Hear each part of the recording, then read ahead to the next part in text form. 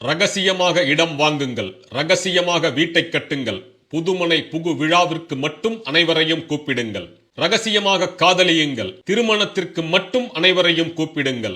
உங்கள் தொழிலின் சூட்சமங்களை, லாப கணக்குகளை ரகசியமாக வையுங்கள். உங்கள் தொழில் என்ன என்பது மட்டுமே அந்த தொழிலின் வெற்றி மூலம் வெளியில் தெரிய வேண்டும். வேலைக்கு விண்ணப்பிப்பதை ரகசியமாக வையுங்கள். வேலைக்கு சேர்ந்தபின் அனைவரிடமும் சொல்லுங்கள். அந்த வேலையில் உங்களை முன்னேற்றிச் செல்ல நீங்கள் தொடர்ந்து என்ன படிக்கிறீர்கள், என்ன கற்றுக்கொள்கிறீர்கள் என்பதையும் ரகசியமாக வையுங்கள். நல்ல கார் எது என்று ரகசியமாக விசாரியுங்கள். அந்த காரின் சோதனை ஓட்டத்தை ரகசியமாக செய்யுங்கள். கார் வாங்கிய பின் அனைவருக்கும் சொல்லுங்கள். இது ஒரு விசித்திரமான உலகம். நீங்கள் நன்றாக இருக்க வேண்டும் என்று நினைப்பவர்களில் கூட நிறைய பேர் அவர்களை விட நீங்கள் நன்றாக இருப்பதை விரும்ப மாட்டார்கள். நீங்கள் வாழ்க்கையில் தோல்வி அடைய வேண்டும் என்று நினைப்பவர்கள் பலர் உங்களுடனேயே இருப்பவர்கள்தான், உங்களை தெரிந்தவர்கள்தான். சதுரங்க விளையாட்டில் நாம் எதுவும் பேசுவது இல்லை, காய்களை நகர்த்துவதுடன் சரி.